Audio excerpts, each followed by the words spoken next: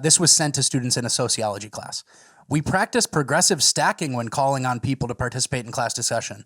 This means that we try to give priority to non-white folks.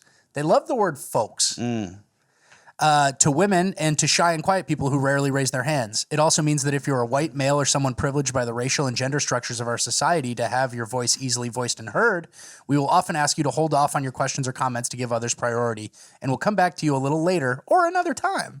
Our experience with this practice is that within little time, those who feel most privileged to speak begin to take the initiative to hold space for others who feel less comfortable speaking first. Hold space. Here, have it. You can hold the bag of getting called on and not knowing what you're talking about. I wish I had that in college. I used to call one of my classes Hiding 46. Where it was basically like... I was in the class, too. You were in it? It was like a comparative literature class. You compare like two books. I didn't read either book. And the professor would be like, who can tell me from last night? And then as soon as I hear like a question get stated, like, who can tell me? I'd start looking down with a very busy face and start writing down like, who can tell me? Yeah. And then like I'd like be really with a busy face, like really trying. And then he wouldn't call on me because when you ask a question, you look up, you kind of need eye contact to call on someone. Yep. It's like, who can tell me? It's like, whoever's going to be the sucker who's like eye to eye with the professor, you, Michael, like now you're screwed. Yeah. I'm too busy. I'm writing down the thing. And if you look through my notebooks, it's just like half questions. Nothing's written down. Like you go through, it's like, this guy doesn't know anything. I remember we had a project in that class and I was the only one who read, and we had to present to class, and I was the only one who read the source material that we had to.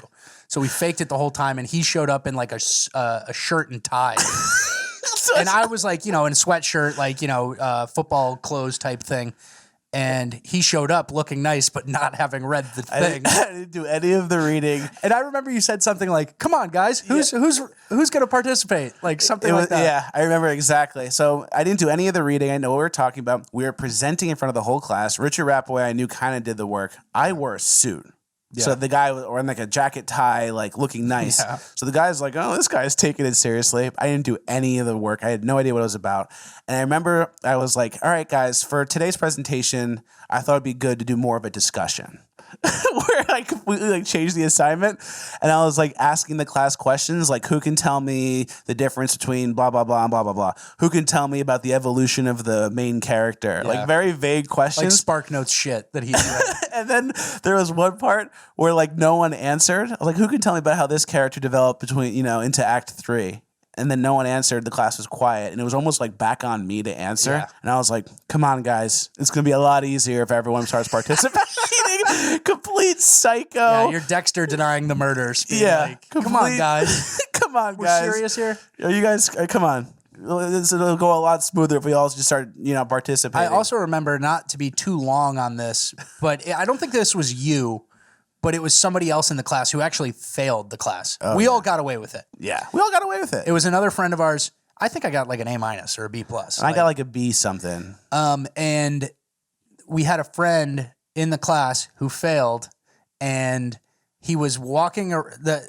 Basically, the jig was up, and the professor was like going one by one, seeing who had done. And he had a moment where he realized, wait a sec, none of these kids know anything. None of these people read the homework, and it was like a reading thing that we had to download. It was like a long PDF that we had to download off, whatever university web thing.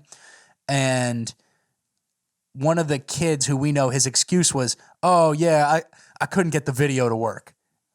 And it was like a written thing. It was not even a video. It was a written PDF thing you read, and he goes, oh, I couldn't get the video to load. And the professor said it was a written assignment. And then the professor asked me, Austin, are you prepared? And I just said, I had a similar issue. I had a similar issue. I couldn't get the fake video to load either. That poor teacher had no idea what was happening to him. And I learned so much. It's like I probably could have done the reading for like 45 minutes, kind of gotten the gist of it, and then did it. 100%. And instead of doing that, I wore a suit and just like I was in the belly of the beast. Yeah. That's like you were in the whale. You were flick the lighter on, and you're like, "Oh God."